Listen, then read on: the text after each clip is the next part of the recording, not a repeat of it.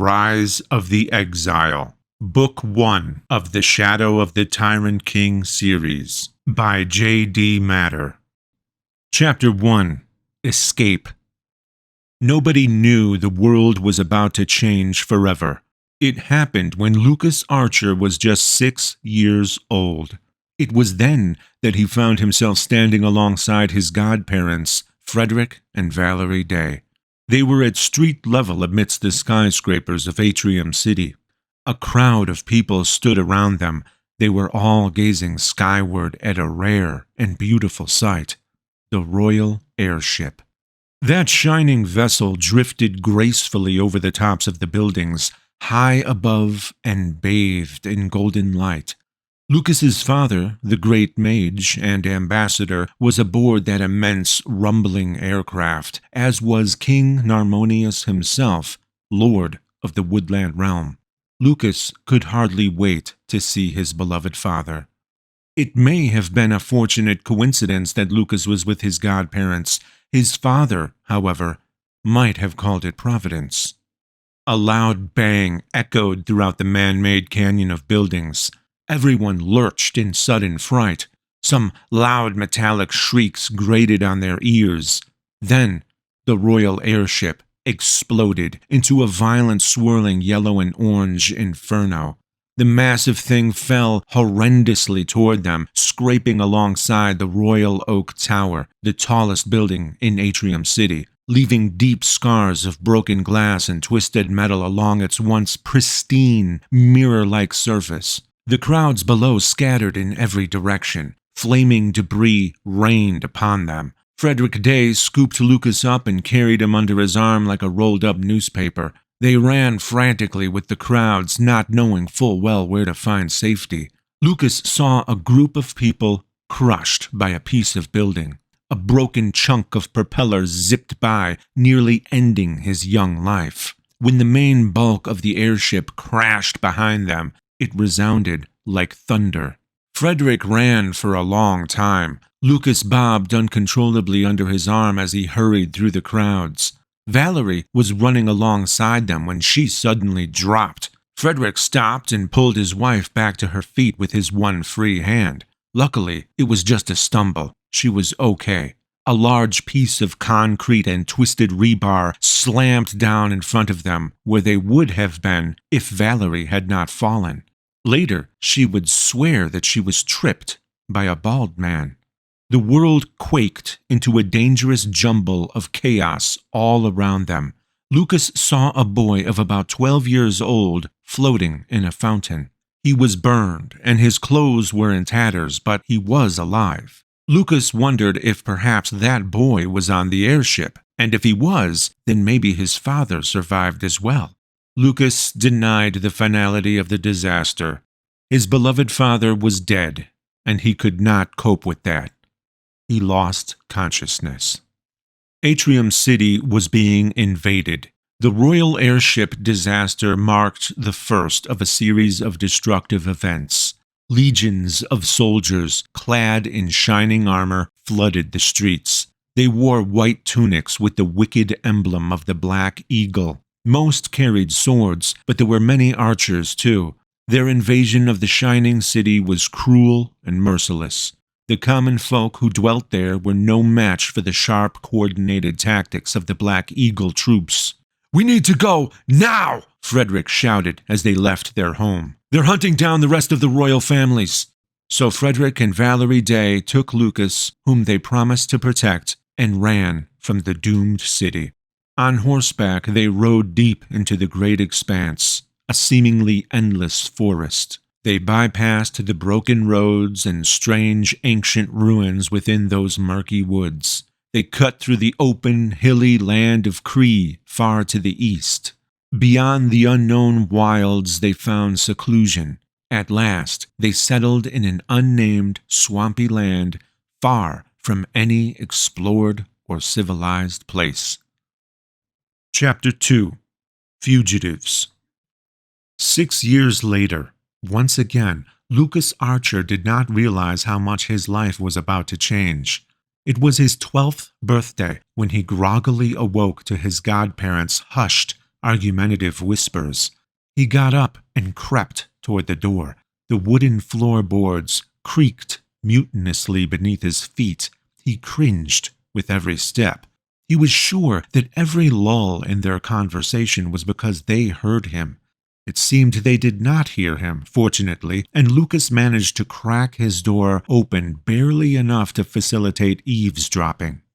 "We can't stay here anymore. It isn't fair to Lucas," pleaded Valerie. "Being caught isn't fair to Lucas either," retorted Frederick. "The swamp is no place for an adolescent."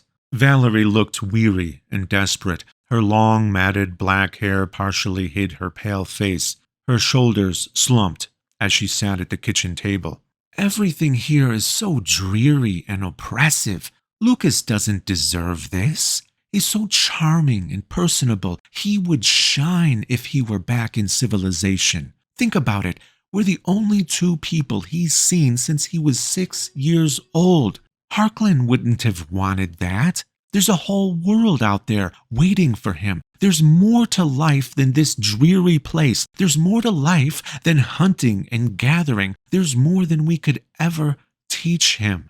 He has the right to experience it." She took a deep breath before continuing.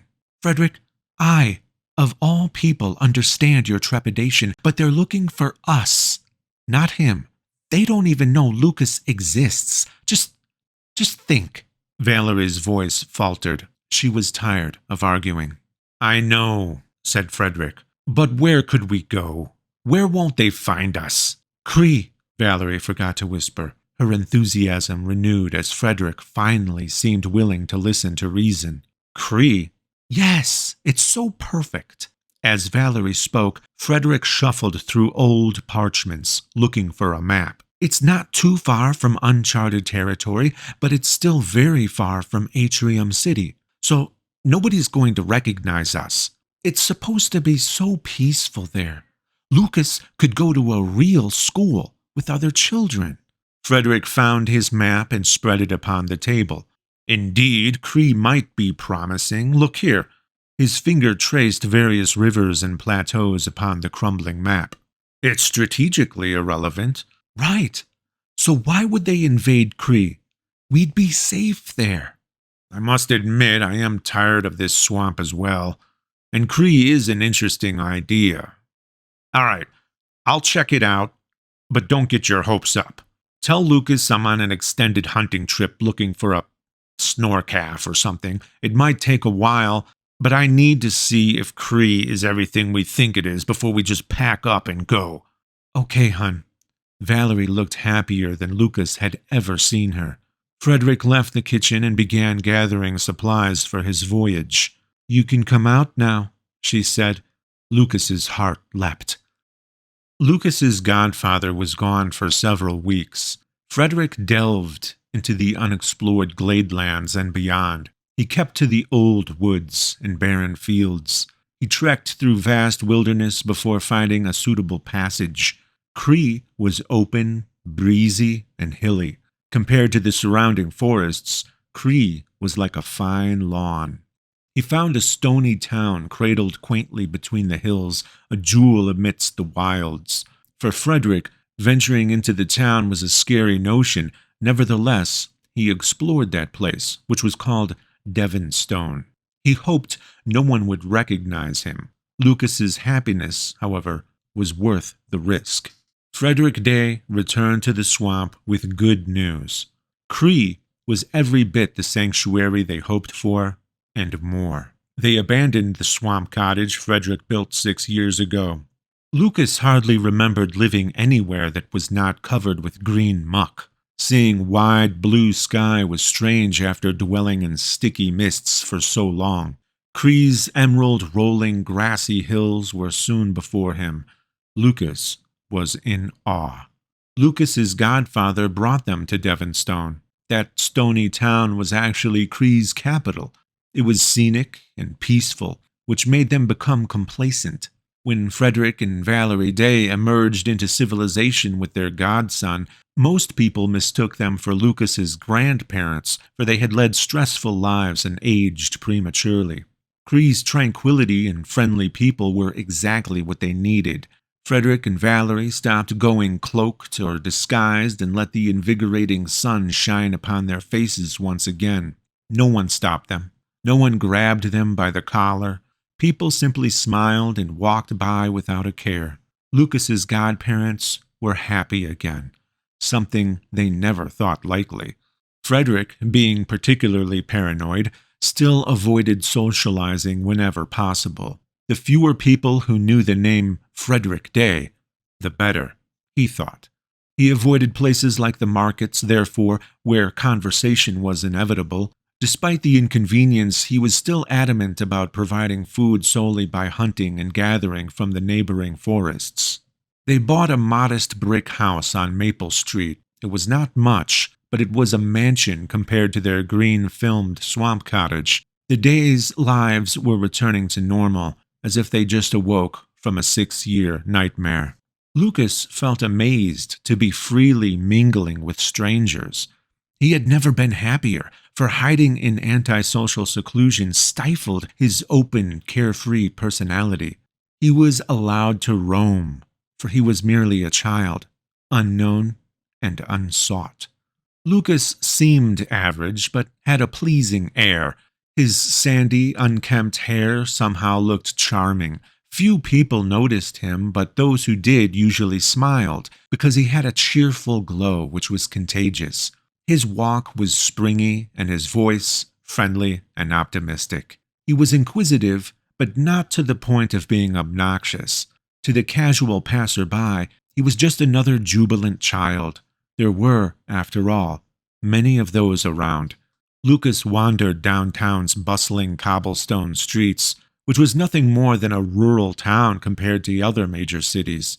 The markets were busy that day in anticipation of the annual end-of-summer festival. Lucas watched people hustle to and fro with bundles of groceries. He had almost forgotten that there were so many people in the world. Everyone at the marketplace was an adult, giants in comparison. He felt insignificant wandering through a forest of people. Through the crowd, he finally spotted someone else his age. Beneath a storefront awning, there was a lanky, awkward boy perusing a table covered with stacks of dusty books. Lucas zigzagged through the crowd, working his way toward the gangly boy. "Hi, I'm Lucas." The boy at the bookstore was significantly taller than Lucas and was startled by the sudden voice that seemed to emanate from nowhere. He peripherally noticed Lucas's bright blue eyes staring up at him. Lucas gawked for a minute at the tall boy's eyes, which blinked repeatedly and were hugely magnified behind crooked glasses. The tall boy said nothing. Lucas thought he might not have heard him. "Hi, I'm Lucas." "What's your name?" He spoke louder and slower as he stretched out a hand ready to shake. The tall boy gazed in disbelief, as if Lucas were a strange creature whom he needed to assess whether or not to be dangerous. I am Geraticus Giromates Tuvoi Aritimaculum." There was a hint of pride in his voice. Lucas squinted, but made a conscious effort to keep a nonchalant expression, as if the name he just heard was a completely normal, everyday name. "Oh, nice to meet you, Gemadalis Gergida Geraticus." The tall boy, clearly annoyed, ignored Lucas's outstretched hand. I'm sorry, but your name is a bit difficult for me to pronounce. What do your friends call you?" "I don't have any friends." His hasty answer made him feel a bit pathetic, so he added, "No time for friends." "Oh, I'm sorry. I don't have any friends either, Gigi." Lucas was disconcerted. He already needed to apologize. Twice. "What did you call me?" "Gigi. Could be your, nickname. So people don't need to say things like, 'Hey, how are you, Japotamus, Chicolatus, Afflaticus, Wampotamus?' They could just say, 'Hey, Gigi.'" The tall boy did not bother correcting Lucas's abysmal attempt at his proper name. He looked threateningly offended, but almost subconsciously felt slightly flattered that a peer took an interest in him. He easily understood that Lucas was naive, and butchering his name was not meant as an insult. "Lucas, You're not from around here, are you? His tone was rife with pompous attitude. Well, Gigi, no. The tall boy closed his eyes and sighed as he heard his grand name being mashed into the caveman-like noise that was his new archaic name. Gigi. I used to live in the woodlands. You're still in the woodlands? Gigi was frustrated. He began to think of a way to escape. No, I mean the swamp to the east. You lived in the swamp? Isn't that what I just said? Gigi held his book at the spine with one hand and slammed it shut. Whatever dramatic effect he intended was lost when a dust cloud puffed from the book and into his own face, causing him to hack and sneeze. Lucas's brow raised. He immediately regretted telling Gigi where he used to live. You must have seen a plethora of fascinating organisms there, said Gigi. Well, Huh? Have you ever seen a blue-scaled tree crawler? Or a snorkath? Or a dagger-billed wisp? Gigi was suddenly intensely interested in Lucas. He spoke almost too rapidly to comprehend. Yeah, I've seen loads of things. After that reply, Gigi was enthralled. They talked for hours about all matters of wildlife in the looming swamp beyond Cree's margin. Gigi had never actually met anyone that spent so much time in the border swamp. He assumed that anyone foolish enough to linger there would eventually be eaten, stung, poisoned, etc. It was obvious to Lucas that Gigi was immensely intelligent. He knew everything about the flora and fauna of the swamp despite never having set foot there. Lucas concluded that Gigi constantly read and retained everything about every subject known to man. They were friends before the day was over. Anyone might have guessed. It was highly unlikely that they, of all people, would become friends. Chapter 3. Happiness Marred. The end of summer festival was a uniquely euphoric moment in Lucas's life. It had been years since he saw such a grand feast. Never before had he seen so many people dancing, and he had never seen so many games and shows. The general feeling of widespread joy seemed almost tangible.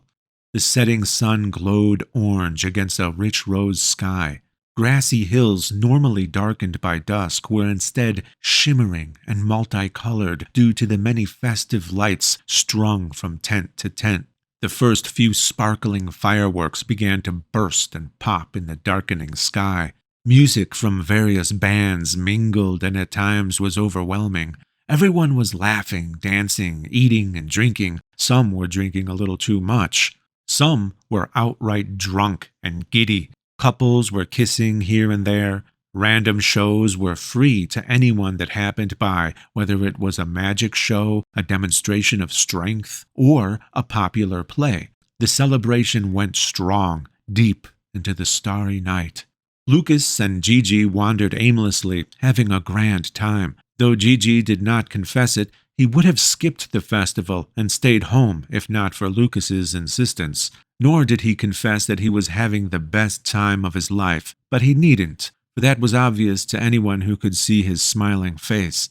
Everyone was exuberant and cheerful. Lucas could hardly take it all in. Gigi was momentarily content to gnaw on a comically overgrown drumstick. A random passerby plopped a goofy jester hat onto Lucas's head before disappearing into the crowd, which would have been a strange occurrence at any other time. Lucas laughed as the world lit up with fireworks. The smoky fireworks smell mingled with roasting food. Lucas believed that it was the most magical place in the world. He felt lucky to be there. It was a euphoric feeling, no doubt amplified by being accustomed to the dull swamp. Blinded by excitement and jubilation, he did not expect his happiness to end so abruptly. Life was cruel, for a small malicious act marred great joy. He was completely oblivious when it happened. A rock speedily flew through the crowd and cracked Lucas upon the back of his head with great precision and a sharp sting. Ouch! He spun around, and so did Gigi. Crack! Another rock bounced off Gigi's forehead. He quickly slapped his hand to his face as a minute trickle of blood dripped onto his nose. He whipped off his glasses and vigorously rubbed his forehead. "What was that?" yelled Gigi. They looked down and saw what had struck them. 2 smooth white river rocks were on the ground, egg-like and incongruous. They heard a little girl's distinct laugh. Though hundreds of people were laughing and having a good time, the little girl's laugh seemed wicked and relevant. She remained unseen, but her presence was unmistakable. "Why would anyone do that?" Lucas said as he stooped to pick up the offending rock and examine it. "Most kids are cruel, Lucas. It's a defense mechanism."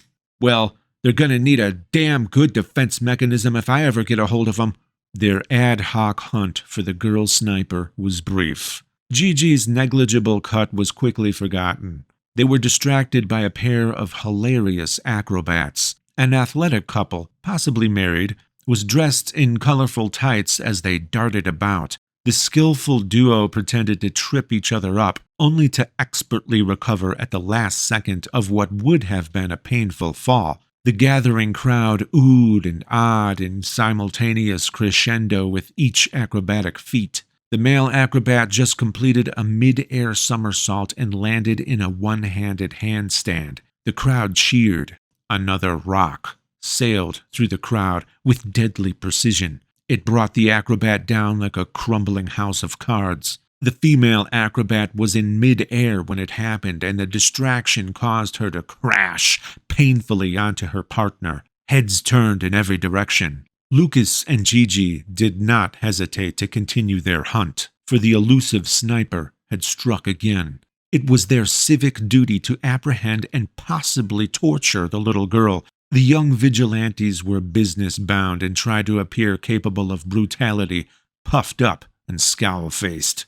They prowled throughout the festival without knowing full well who to suspect. The thick throngs of people were thinning, which left even fewer suspects. At that late hour, the bands were playing more love songs, and only slow-dancing couples remained. Lucas and Gigi felt out of place and decided to quit their search at last. It was time to part ways and go home. It happened as they said their goodbyes. Crack! Another smooth white river rock hit Lucas in exactly the same swelling lump the previous rock had hit. Gigi spun around. Crack! A rock hit him in the same spot as well. They charged into the darkness and screamed the most menacing war cry 2 12-year-olds could muster. They were answered by the girl's fleeting laugh. Gigi was furious. Lucas's scowl faltered, and he cocked his head slightly. "You gotta admit," said Lucas, "she's good." Chapter 4. New Friends. Cree children highly dreaded the day after the end of summer festival. It was the first day of school. Clusters of students dismally marched toward West Woodland Middle School, zombie-like in their gait, no doubt impaired by the previous night's antics. People wondered why children were allowed to have such a late night before the first day of school, but the old woodland traditions were not necessarily prudent, they were fun. In Cree, fun usually outranked consequence. Lucas walked with his new friend Gigi. Their boisterous attitudes made it seem as though they were headed to another festival, which was unlike the oppressed masses of their peers who knew all too well where they were headed. Gigi had a spring in his step, for he enjoyed school. Lucas had a general sense of excitement, for he had never been to school. Lucas was homeschooled by his godparents and seemed thus far to be of average intelligence, his true cunning yet to be realized. He worried about being behind his peers' ability, however, for his only friend thus far was a genius. Then Lucas noticed other kids having a funny face contest. Some were telling absurdly stupid jokes. Others were moving in a trance-like daze. Lucas suddenly felt adequate. The school loomed before them. It was a large 3-story brick building, in bold letters, West Woodland Middle School, was engraved on the facade, which reassured Lucas that it was, in fact, not a prison or labor camp of some sort. Lines of blank-faced children filed in through the main entrance. There was an amorphous crowd of students on the front grounds, which steadily grew larger by the second.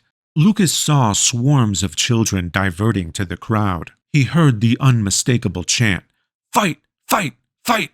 Lucas sprinted toward the crowd, which shocked Gigi, for he considered the spectacle appalling and had no desire to witness it. "Lucas, wait!" It was too late. Gigi reluctantly followed his new friend. Lucas plowed through the crowd with surprising vigor. Gigi traveled in his wake. The spectators had encircled themselves around a couple of grappling students. One of the students dwarfed the other, and it was increasingly obvious that he would be the victor as he imposed his will upon the smaller student. Gigi felt like he was in the midst of a gladiatorial struggle in an arena. The shouts were deafening as Lucas and Gigi pushed through to the center. Lucas arrived in time to see the larger boy repeatedly punch the smaller boy in the face. The smaller boy backed up and regained his composure. Lucas darted between them just as the larger boy was about to throw another wild punch. The large boy suddenly stopped himself, shocked that someone was audacious enough to get between him and his prey. "What do you think you're doing?" shouted the large boy. Now that Lucas was close, he appreciated the boy's unusual size. He was remarkably tree-trunk-shaped and towering. His shadow completely blotted out Lucas, which shielded him from the warm morning sun and sent a cold shiver of goosebumps across his skin. The large boy was intimidation personified. Someone from the crowd yelled, "Get 'em both, Blake!" "I'm Lucas Archer. Nice to meet you, Mr. Blake." "How you know my name?" Lucas spoke slowly. "That kid over there addressed you as Blake when he suggested that you assault me." "Yeah, good for you. Get out of my way. That kid's got a beating coming." Blake pointed menacingly at the smaller student, who looked disheveled. Excuse me, Blake." Lucas did not move. "But that was one mean right cross you just threw. Have you had any formal training?" Blake looked pleasantly surprised by the compliment. "Well, no, but—" "I see. Do you notice that your opponent is still standing?" The small boy looked relieved, for at last someone came to his aid. Lucas rounded on the small boy, however, and squared off with him, which shocked everyone, especially Gigi. "See, Blake, I noticed you only used your arm. And you got strong arms, but you need a better stance. Step back with one foot and face your opponent sideways, which protects you better and provides you with more leverage while striking. When you throw a right cross, use your whole body, twist your hips, and follow through a bit as if you were aiming behind his head." Lucas powerfully heaved his fist into the small boy's face. He dropped to the ground, completely unconscious. Lucas turned and looked at Blake as if nothing bizarre had just happened. "Got it?"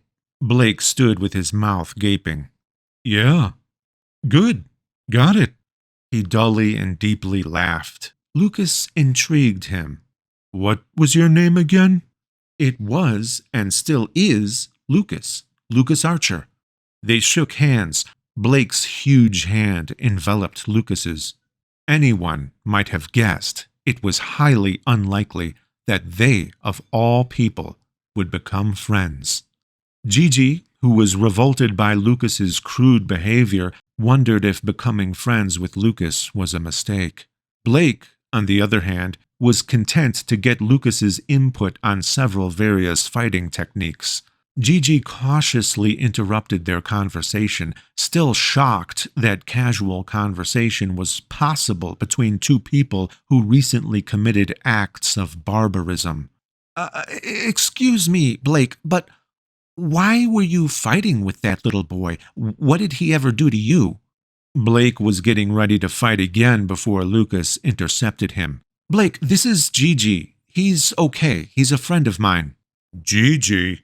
The brute stared at Gigi for a moment and then smiled widely. Any friend of Lucas's is a friend of mine. Blake forcefully slapped Gigi on the back, which caused his glasses to slide down to the tip of his nose. What did you ask me? Oh, yeah. Listen, Gigi. I caught that little runt trying to pickpocket me, grabbed his arm just as he was about to pull my wallet out my pocket. It seemed Lucas became a celebrity on the first day of school. As the trio walked through the hall, Lucas saw several students whispering and pointing at him. Shortly thereafter, he heard his name again, not in a whisper, but in a shout. Lucas! Are you Lucas Archer? Lucas turned to see a bald, angry-looking man staring back at him. Yes, sir, I am. Get in here!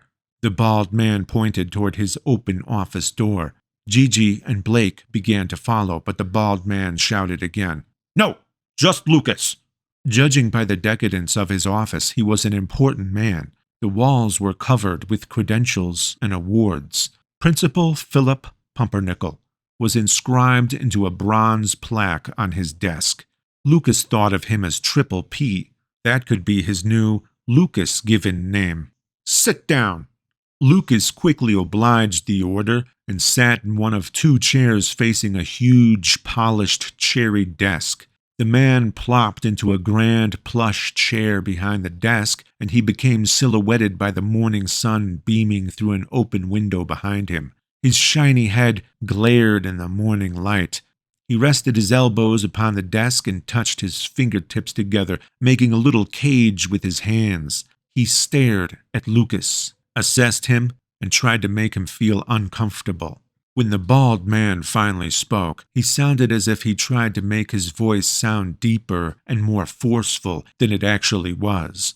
Do you know who I am? The principal, sir? I am Principal Philip. He exhaled a long, loud breath. I've been hearing some disquieting things about you, namely that you punched a student. There was a long silence. Well, what do you have to say for yourself? I suppose you did no such thing, correct? Oh, yes, sir. I punched a kid. I wanted to help him, so I knocked him out. Principal Philip squinted and leaned closer, uncertain if he heard Lucas correctly. Why would you do such a thing? You see, he was already in a fight. He was getting badly beaten, and I figured that it was better for him to get knocked out after one punch than after 50. Lucas, who was the boy you hit, and who was the boy he was fighting? I'm not sure, sir, but if the boy I hit hadn't done anything wrong, then he would probably be in here right now, telling you what happened and who did it. Lucas, I realize you may be new here, but don't expect special treatment. If you see other students fighting, inform a teacher immediately and certainly don't join in. Understand? Yes, sir. You'll attend detention today. If I ever hear about you being in another fight, you'll be in more trouble than anyone has ever been in throughout the long, sad history of trouble. Understand? Yes, sir. That's a lot of trouble, sure to discourage any... Indeed. Get to class. Chapter 5. Purple Hair and Vengeance. Gigi furiously jotted down notes in history class. Lucas expected to see smoke rise up from his quill. Indeed, Lucas thought, Gigi would set his parchment ablaze and the flames would cause a panic. There would be a stampede of children as the school was engulfed in a blazing orange inferno.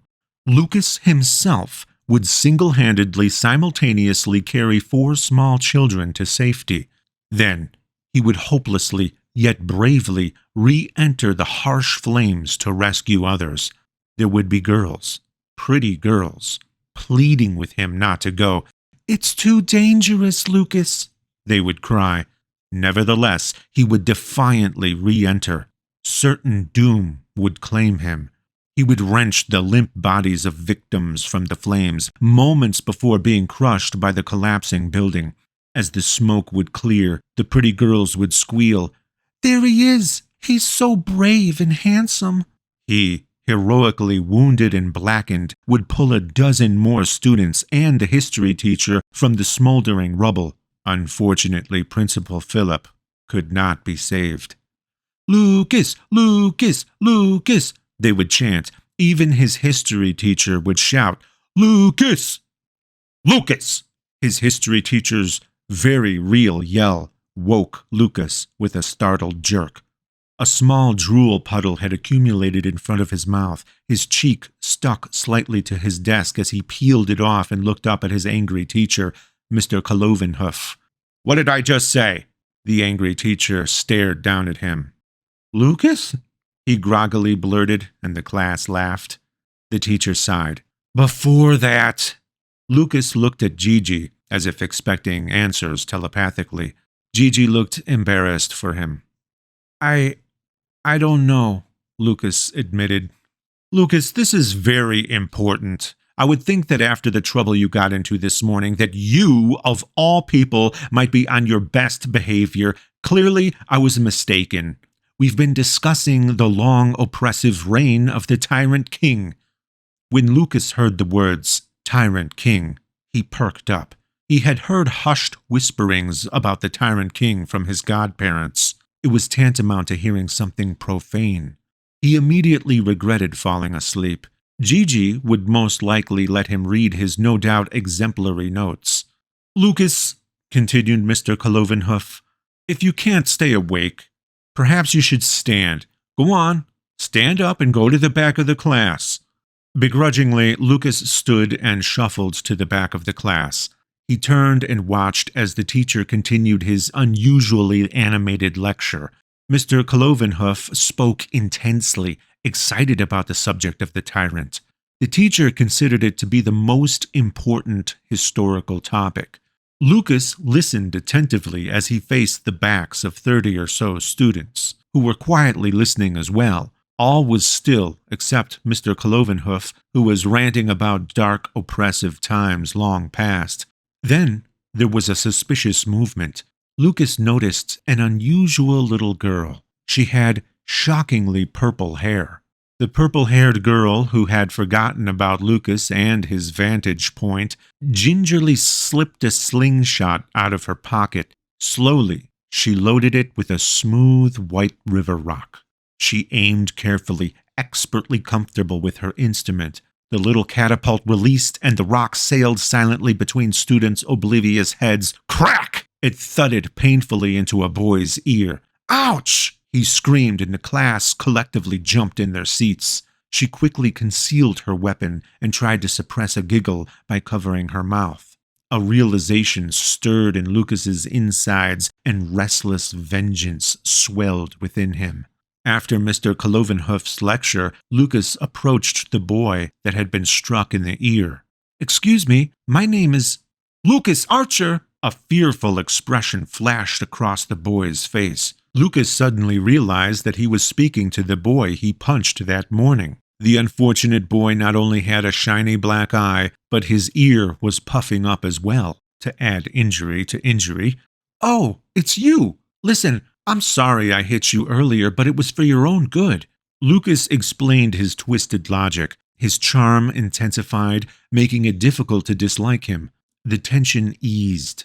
"Maybe you could tell your parents that you fell down the stairs or something." Or a mountainside, Lucas thought, as the boy's face seemed to swell by the second. "I don't have any parents," said the swelling boy, expecting unwanted sympathy. "Really?" "Me neither. My parents died," said Lucas, a morbidly refreshing reaction. A long, friendly discussion about their respective situations ensued. Anyone might have guessed it was highly unlikely that they, of all people, would become friends. "What's your name, by the way?" asked Lucas. "Tim. Just Tim." "Well, just Tim, I wanted to tell you that as I was standing back there, I saw who hit you with that rock." "Yeah? She hit me and my friend Gigi with some rocks yesterday at the festival." "She?" "Yep, that girl with the purple hair. Her." Lucas pointed at the girl as she filed out of the classroom, unaware that conspiracies were being orchestrated against her. Justin angrily marched toward the girl before Lucas grabbed his arm. No, wait! I have a better idea, Justin. What's your next class? Art? Everyone in our grade has art next. Right, follow my lead. Gigi, Blake, come here. The other boys approached Lucas and Justin. Blake was shocked. Lucas, why you talking to that thief? Lucas expertly explained what he learned about Justin's situation, that he was a needy orphan. Stealing was his only means of survival. He lived in a tent on the outskirts of town and pretended to have parents so that he would not be shipped to Atrium City, where he would live in an orphanage. Earlier, at the school's front entrance, he saw Blake's wallet sticking halfway out of his pocket. Normally, he would not have attempted to steal from someone so big, but it seemed like an easy opportunity. More importantly, he had not eaten in 3 days. Actually, he only missed breakfast, but Lucas thought 3 days had a more dramatic appeal, and Justin didn't feel the need to correct him. After the somewhat dramatized story, Blake's huge frame slightly jerked spasmodically as he tried to stop from crying. Lucas won him over, and Blake apologized to Justin with watery eyes. Gigi's faith in Lucas was also restored. He was happy to see everyone make amends. They were all friends, something Gigi never thought possible. Lucas had successfully assembled his fellow conspirators. They discussed the purple-haired sniper, and vengeance was at hand. Everyone settled in at art class, diligently working on their various art projects as Mrs. Leafton, their instructor, wandered around critiquing their work. Lucas was an excellent artist. It was by far his best subject. Mrs. Leafton was flabbergasted when she reached Lucas and saw what he was doing. He had begun painting a beautiful forest landscape in oil on canvas. His work was more advanced than most adults could hope to achieve. "Everyone gather round," said Mrs. Leafton in her high-pitched voice. "Come and see what is possible if you just put forth a little effort." Lucas turned bright red as his peers crowded around him and gasped at his painting. "That's excellent," said Gigi, jealous that the teacher's praise was not his for once. Lucas saw the slingshot girl remain behind. She did not care about his painting. She was too busy talking to a group of other girls. Perhaps they were discussing various ways to torture kittens. Maybe they were busy developing innovative ways to make babies cry. He heard them making fun of how red his face was. He also overheard one of them address the purple-haired girl as Merryweather. That was the name of the offending little brat, Merryweather. What a misleading name, Lucas thought.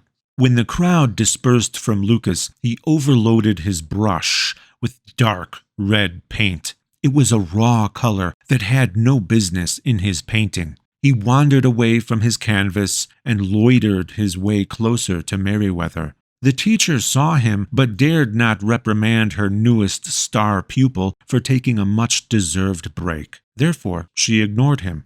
His opportunity for vengeance was finally at hand. "What is that?" Blake said to Lucas in a phony way. He was a bad actor. "I don't know," responded Lucas, shielding the paintbrush from Merryweather's view. Gigi stood and took his turn. "I've never seen anything like it." They had Merryweather's full attention, as well as half the class. Just him approached. "That's amazing," he said. Merryweather craned her neck, trying to catch a glimpse of the mysterious commotion. Lucas carefully hid his paintbrush with a cupped hand. Merryweather stood and took a couple steps toward them. "Don't let Merryweather see this," Lucas whispered just audibly enough for her to hear. "Don't let me see what?" She marched forward and thrust her little body into their midst. "Oh no, Lucas, she knows," droned Blake. "I guess you better let her see it." Lucas winced. Blake was such a bad actor. Merryweather folded her arms and squinted. Suddenly, Lucas held the brush up with a dramatic flourish. Perhaps he was overacting a bit to compensate for Blake's poor performance. There was so much red paint that it was dripping down the handle and onto his hand. "A brush?" said Merryweather. "Oh, real great, idiot." "You can't see it?" Lucas continued. "See what?" She was so snotty. It was going to be so fun. Lucas held the brush up to her face. It was so close that she was going cross-eyed as she scrutinized it. "Can't you see it now?" Lucas tried to stop from laughing as she inched her face closer to the wet brush, squinting, looking for something that wasn't there. The heavy brush would saturate the first thing it came into contact with. Washing out dark red oil paint would be a monumentally hellish task that surely no one would maliciously impose upon another human being. Splat! He tapped the brush onto her nose. She looked like a clown as she immediately recoiled in horror. There was so much paint that it ran like a faucet from her nose and onto her pretty blue blouse. The boys' collective laughter caused an infuriating swell of heat to rise up within her. "Gee," said Lucas, "your face is even more red than mine." Their laughter intensified. Without warning, Merriweather launched herself at Lucas. She was a violent blur of purple and red. Her little hands found their way around Lucas's neck. She was surprisingly powerful, and they both crashed to the floor. All eyes were upon them, and the entire class was hysterical. Mrs. Leafton wrenched Merriweather off Lucas and screamed at the sight of her face. The red paint had smeared everywhere. "Lucas, how dare you hit this poor little girl? My goodness, look at all this blood."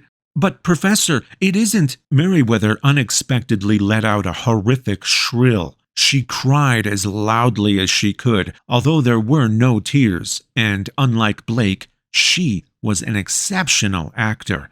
Mrs. Leafton picked up Merriweather, who had suddenly become limp with apparent blood loss, and scurried to the door. "Lucas, I cannot even begin to describe the amount of trouble you're in," Mrs. Leafton said as she left the classroom. "You head down to the principal's office right away." A wry smile glinted across Merriweather's face just before she was out of view. "She's good," said Blake.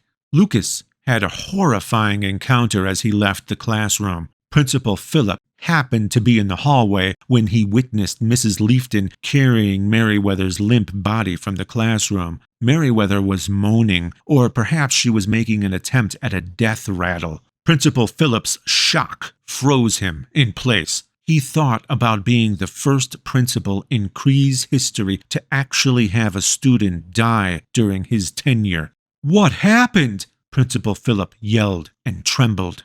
"That boy," Mrs. Leafton pointed a long, accusing finger at Lucas, "attacked this poor little girl." Principal Phillip's head jerked in Lucas's direction. Their eyes locked. "You!"